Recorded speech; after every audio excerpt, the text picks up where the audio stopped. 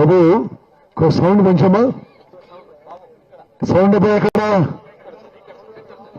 కొద్ది రోజు వాళ్ళు మంచు hello hello hello hello hello ప్రియ మిత్రుడు నల్గొండ జిల్లా కాంగ్రెస్ పార్టీ అధ్యక్షుడు శంకర్ నాయక్ గారు, గౌరవనీయులు రాష్ట్ర ఉప ముఖ్యమంత్రి వర్యులు బట్టి విక్రమార్క గారు, గౌరవ రాష్ట్ర R&B అండ్ సినిమాటోగ్రఫీ మంత్రి డైనమిక్ కొమ్మిరెడ్డి వెంకటరెడ్డి గారు, గౌరవనీయులు కాంగ్రెస్ పార్టీకి వారి IAS ఉన్నత ఉద్యోగం త్యాగం చేసి కాంగ్రెస్ పార్టీకి వాలంటీర్ సర్వీస్ చేస్తున్న మరి గౌరవనీయులు K. రాజు గారు, మరి ప్రియ మిత్రులు చైర్మన్ ట్రైకోర్ బెల్లయ్య నాయక్ గారు. మీలో చాలా మంది తెలియకపోవచ్చు, బెల్లయ్య నాయక్ ని కాంగ్రెస్ పార్టీ తీసుకొచ్చింది నేనే. ఓకే. గౌరవ శాసనసభ్యులు జేవీ రెడ్డి గారు, గౌరవ శాసనసభ్యులు డాక్టర్ జతావత్ రామచంద్ర నాయక్ గారు, గౌరవ శాసనసభ్యులు బాలు నాయక్ గారు, గౌరవ శాసనసభ్యులు బత్తుల లక్ష్మారెడ్డి గారు, గౌరవ శాసనసభ్యులు రామదాస్ నాయక్ గారు, గౌరవ Girijan cooperative corporation chairman Kotnak Tirupati గారు, ట్రైనింగ్ క్యాంప్ ఇన్ఛార్జ్ రాహుల్ బల్ దత్తా గారు, ట్రైకోర్ GM K. శంకర్రావు గారు, మరి సీనియర్ కాంగ్రెస్ నాయకుడు మాజీ జిల్లా పరిషత్ వైస్ చైర్మన్ కర్ణాటి లింగారెడ్డి గారు, మరి గౌరవ తుంగతుర్తి శాసనసభ్యులు మందుల శామ్యూల్ గారు, గౌరవ మున్సిపల్ చైర్పర్సన్ తిరుమలకొండ అన్నపూర్ణ గారు, గౌరవ Haliya market committee chairman Tummalapalli Shekar Reddy గారు, గౌరవ మహిళా కాంగ్రెస్ అధ్యక్షురాలు మాధవి గారు, ఇక్కడ విచ్చేసిన డెలిగేట్స్ అందరికి కూడా పేరు పేరున అందరికీ నమస్కారం తెలియజేస్తూ ద్వారదాస రామరావు. మీలో చాలా మందికి తెలుసు, తెలియని కొంతమందికి ఏం చేస్తుంటే, నేను ఈ ప్రాంతంలో అంటే కోదాడు, హుజూర్ నగర్, నల్గొండ ఎంపీగా 7 సార్లు వరుస గెలిచిన. నేను ఇంత సుదీర్ఘకాలం ప్రజాప్రతినిధిగా ఎన్నిక కావడానికి ఒక కారణం, ఈ ప్రాంతంలో లంబాడాలతో ఉన్న నా అత్యంత సన్నిహిత సంబంధం. నేను మీ భాష కూడా మాట్లాడతా. మీ తండల్లో చాలా రోజులు మీతో గడిపిన వ్యక్తిని. మరి మీ సమస్యలు, మీ ఇష్యూస్ తండ స్థాయి నుంచి జాతీయ స్థాయి నుంచి అనేక సందర్భాల్లో మీ పక్షాన పోరాడిన మీ ఉత్తమనని. ఈరోజు రాష్ట్రంలో ST రిజర్వేషన్ 10% ఇంప్లిమెంట్ అయితే అందులో ఒక 1% కి నేను కూడా దోహదపడ్డా.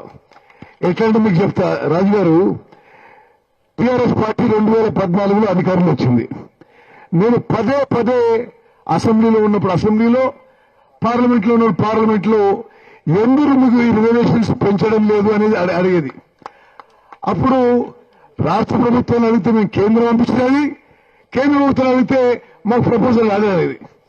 నేను పార్లమెంట్లో ఒక సందర్భంగా మరి ఒక రిటర్న్ క్వశ్చన్ కి సప్లిమెంటరీగా ఆనాడున్న ట్రైబల్ మంత్రి అసలు తెలంగాణ ప్రభుత్వం మాకు ప్రపోజల్ పంపలేదు అన్నాడు. రైటింగ్ లో ఇచ్చిండు, పార్లమెంట్ జవాబు చెప్పిండు. దాన్ని పట్టుకొని పెద్ద ఇష్యూ చేసినాం. రాష్ట్రం మొత్తం కూడా అట్టుడిపోయింది. బీఆర్ఎస్ వాళ్ళు మేము పంపినామని, బీజేపీ వాళ్ళు మేము పంపలేదని. బీఆర్ఎస్ వాళ్ళు బీజేపీలా మరి దిష్టిమూలతాలు పెట్టిండ్రు, బీజేపీ వాళ్ళు బీఆర్ఎస్ దిష్టిమూలతాలు పెట్టిండ్రు.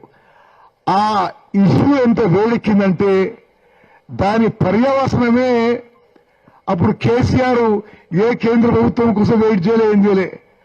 9 ఏళ్ళు ఆపెట్టినా సింపుల్ గా ఒక ఎగ్జిక్యూటివ్ ఆర్డర్ ఇచ్చేసి రిజర్వేషన్ పెంచేసిండు.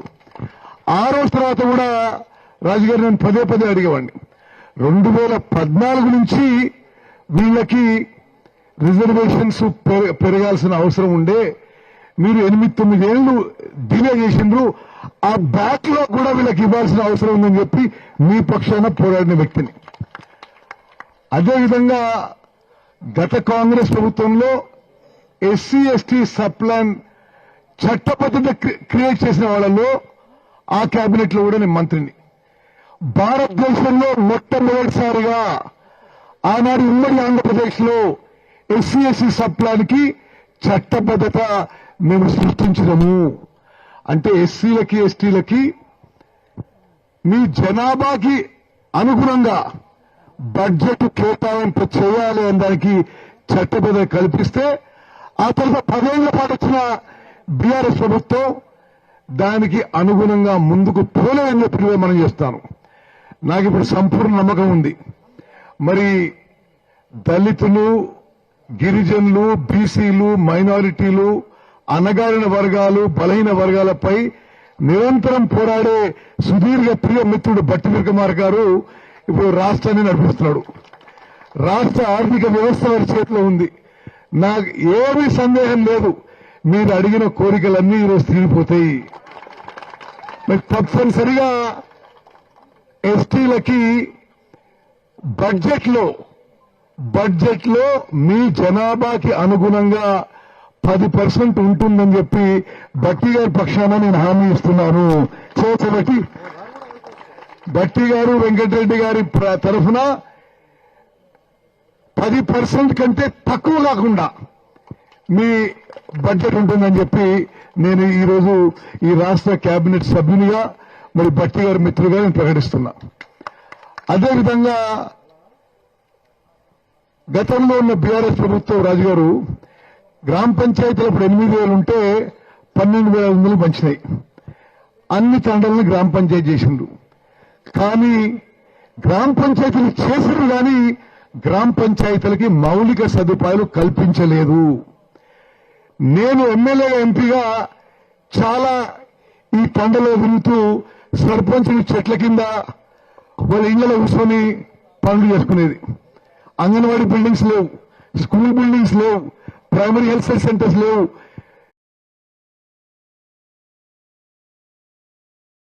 ప్రభుత్వ రంగ సంస్థలతో సిఎస్ఆర్ నిధులు తీసుకొచ్చి నేను ప్రాతినిధ్యం వహిస్తున్న మరి పార్లమెంట్ నియోజకవర్గంలో చాలా చోట్ల కొంతలో కొంత ఈ మౌలిక సదుపాయాలు కల్పించే ప్రయత్నం చేసిన. నేను ఈరోజు బట్టి గారు, వెంకటరెడ్డి గారు వీళ్ళ తరఫున మీకు హామీ ఇస్తున్నాం. ప్రతి తండలో గ్రామ పంచాయతీ బిల్డింగు, ప్రతి తండలో విద్యార్థుల స్ట్రెంత్ అనుగుణంగా స్కూల్ బిల్డింగు, ప్రతి తండలో అంగన్వాడీ బిల్డింగు, ప్రతి తండలో మరి ఒక తండకో 2 తండకో ఏదో విధంగా ప్రభుత్వం నుంచి వైద్యం కోసం ఏదో ఒకటి ఏర్పాటు చేస్తామని చెప్పి మరి రాష్ట్ర ప్రభుత్వం తరఫున, మరి సుదీర్ఘ మిత్రులు బట్టి గారు, వెంకటరెడ్డి గారి తరఫున మేము హామీ ఇస్తున్నాం. మీడియా మిత్రుల ద్వారా ఇది రాష్ట్రం అంతటా పోవాలని చెప్పి నేను కోరుకుంటున్నా. ఇంకోటి చెప్పాలి మీకు, నా సుదీర్ఘ రాజకీయ అనుభవంలో ఇప్పుడు తెలంగాణలో సీనియర్ మోస్ట్ మెంబర్ నేనే. నా సుదీర్ఘ రాజకీయ అనుభవంతో నేను మనవి చేస్తున్నా, మన కాంగ్రెస్ పార్టీ పూర్తిగా సోషల్ జస్టిస్ కి, ఇంక్లూజివ్ గ్రోత్ కి మనం కమిటెడ్. రాహుల్ గాంధీ గారి నుంచి ఉత్తమ్ కుమార్ రెడ్డి వరకు సామాజిక న్యాయం మన మూల సిద్ధాంతాల్లో ఉందని అనే విషయం మనం పదే మనం జనంలో కూడా తీసుకుపోవాలి. నేను చాలా మంది జాతీయ స్థాయిలో నేను భారత రాష్ట్రపతి కూడా పనిచేసిన, మరి ఎమ్మెల్యేగా ఉన్నా, మంత్రిగా ఉన్నా, పీసీ ప్రెసిడెంట్గా ఉన్నా, పార్లమెంట్ సభ్యులుగా ఉన్నా. కానీ సామాజిక న్యాయం పట్ల దళితులు, గిరిజనులు, బీసీలు, మైనారిటీలు, అణగారిన వర్గాలు, బలహీన వర్గాల పట్ల నిజమైన మరి వాళ్ళని అభివృద్ధి చేయాలి, వాళ్ళ అభివృద్ధికి పాటుపడాలని నిరంతరం కోరుకునే వ్యక్తి మన ప్రియతమ నాయకుడు, కాబోయే ప్రధానమంత్రి రాహుల్ గాంధీ గారు. నేను ఇంకా చాలా మంది నాయకులు డాష్ మీద స్పీచ్లు ఇవ్వడానికి ఏదో విధంగా అదొక ప్లాట్ఫామ్ లాగా ఉపయోగిస్తారు. కానీ నా అదృష్టంగా రాహుల్ గాంధీ గారిని నేను చాలా దగ్గర నుంచి చాలా ఏళ్లు గమనించాను. నిజంగా జెన్యూన్ ఎంపతి, సీరియస్ గా ఎస్సీలకి, ఎస్టీలకి, బీసీలకి, మైనారిటీలకి, వీకర్ సెక్షన్స్ కి మరి మంచి చేయాలి, కాంగ్రెస్ పార్టీ ద్వారా సామాజిక న్యాయం చేయాలి, ఇంక్లూసివ్ గ్రోత్ తీసుకురావాలి అని రాహుల్ గాంధీ గారి కోరిక కూడా మన తెలంగాణలో మన కాంగ్రెస్ ప్రభుత్వం ముందుకు తీసుకుపోతుందని చెప్పి నేను మనవి చేస్తున్నాను. ఇంకో విషయం చెప్పాలి, ఇక్కడ వేదిక మీద కింద ఉన్న వాళ్ళందరూ కాంగ్రెస్ వాళ్ళం కాబట్టి నాకేమి సందేహం లేదు, జాతీయ రాజకీయాలు ఏ విధంగా ముందుకు పోతున్నాయి చూస్తుంటే మొన్న పార్లమెంట్ ఎన్నికల్లో కాంగ్రెస్ పార్టీ ఏ విధంగా మరి చాలా బెటర్ పర్ఫార్మెన్స్ ఉండిందో 2029లో కేంద్రంలో కాంగ్రెస్ పార్టీ నాయకత్వంలో కాంగ్రెస్ ప్రభుత్వం వస్తుంది, రాహుల్ గాంధీ గారు మన ప్రధానమంత్రి కాబోతున్నారు, మన దేశానికే మంచి రోజులు రాబోతున్నాయి. అదేవిధంగా మరి మన ప్రభుత్వంలో కూడా మీరు చాలా చాలా విషయాలు రాసిచ్చారు. తప్పనిసరిగా we are committed for social justice, we are committed ఎస్సీస్, STs, BC, minorities, weaker section issues లో మేము అందరం కూడా కమిటెడ్ ఉన్న విషయం ఈ గంటాపదంగా ఈ వేదిక నుంచి మీ అందరికీ మనవి చేస్తున్నాం. మీరు చూస్తున్న మనం చేస్తున్న కార్యక్రమాలు ప్రతిపక్షాలు ఏమనొచ్చు, ఇళ్ల విషయంలో కానీ రేషన్ కార్డు విషయంలో కానీ భారతదేశంలో ఎక్కడా జరగని విధంగా మరి రేవంత్ రెడ్డి గారు, భట్టి గారి నాయకత్వంలో వ్యవసాయ కూలీలకి సంవత్సరానికి 12,000 ఇస్తున్న మొదటి ప్రభుత్వం తెలంగాణలో కాంగ్రెస్ ప్రభుత్వం. ఇళ్ల విషయంలో మీరు కోరినట్టుగా గిరిజనులకి డెఫినెట్లీ మీకు సముచిత సంఖ్యలో ఇవ్వబోతుందని చెప్పి మనం చేస్తున్నాం. రాష్ట్రంలో నిరుపేదలందరికీ అంటున్నాను నేను ఇలా రేషన్ కార్డులు ఇవ్వబోతున్నాము. అందరికీ స్వతంత్ర భారతదేశంలో ఎక్కడ జరిగిన విధంగా ప్రతి నిరుపేదలకి, ఎస్సీలకి, ఎస్టీలకి, బీసీలకి, మైనారిటీలకి, వీకర్ సెక్షన్స్ కి, అణగారిన వర్గాలకి, పేదలకి అందరికి కూడా మరి వచ్చే నెల నుంచి ప్రతి ఒక్కరికి 6 కిలోల సన్నబియ్యం ఉచితంగా ఇవ్వబోతుంది మన కాంగ్రెస్ ప్రభుత్వము.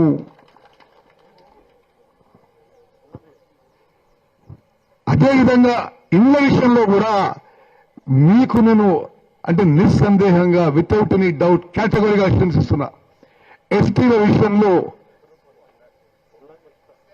5+1 మరి ఎస్టీలకి మీకు తెలుసు 6 లక్షల రూపాయలు. మేము మళ్ళీసారి బట్టి గారు కాబట్టి ఆ ధైర్యంతో చెప్తుంది, ఎందుకంటే మొత్తం ఖజానా వారి చేతిలో ఉంది కాబట్టి ఎస్టీలకు ఇళ్ల విషయంలో కూడా అధిక ప్రాధాన్యత ఇచ్చి ఇంకా మిగిలిన 4 ఏళ్లలో మరి రాష్ట్రంలో అరువులో ఉండి ఇళ్లు లేకుండా ఏ ఒక్క ఎస్సీ ఎస్టీ లేకుండా మేము మంజూరు చేస్తామని చెప్పి కూడా నేను మాటిస్తున్నా. అదేవిధంగా మిత్రులారా, రాజకీయంగా కూడా మరి అన్ని విధాలుగా మీరు చెప్పే ప్రతి అంశం మేము 24 గంటలు అందుబాటులో ఉండేవాళ్ళం. మీరు చెప్పే అన్ని విషయాలు కూడా మేము పరిగణలోకి తీసుకొని తప్పనిసరిగా కాంగ్రెస్ పార్టీలో మీకు సముచిత స్థానం, గౌరవం, మర్యాద, గుర్తింపు ఉంటుందని చెప్పి ఈ సభాముఖంగా మీ అందరికీ అష్యూరెన్స్ ఇస్తున్నా. మీరు ఇక్కడ కేవలం 100 మంది ఉండొచ్చు, మీరు 100 మంది పోయి మరో 100 మందిని తయారు చేయాలి, 10,000 మంది బయలుదేరాలి. కాంగ్రెస్ పార్టీ ఆదివాసీల ఎంబడి ఉంటుంది, లంబాడీల ఎంబడి ఉంటుంది, గోండ్ల ఎంబడి ఉంటుంది, కోయాల ఎంబడి ఉంటుంది, మరి ఎస్టీలు, గిరిజనుల ఎంబడి కాంగ్రెస్ పార్టీ ఏకైక పార్టీ నిలబడని చెప్పి మనం చేస్తాం. మీ ఫారెస్ట్ రైట్స్ యాక్ట్ ప్రకారం మిగిలిపోయిన వాళ్ళకి భూములిచ్చే బాధ్యత మాది. అన్ని విధాలుగా మరి గిరిజనుల జీవితాల్లో వెలుగులుండే విధంగా మన కాంగ్రెస్ ప్రభుత్వం ముందుకు పోతుందని చెప్పి నేను మనవి చేస్తున్నాను. నేను మనస్ఫూర్తిగా కె రాజు గారిని ఈ ట్రైనింగ్ క్యాంపు ఇటువంటి కార్యక్రమాలు చేపడుతున్నందుకు మనస్ఫూర్తిగా అభినందిస్తున్నా. గతంలో నేను పిసిసి ప్రెసిడెంట్ ఉన్నప్పుడు అప్పుడు మనం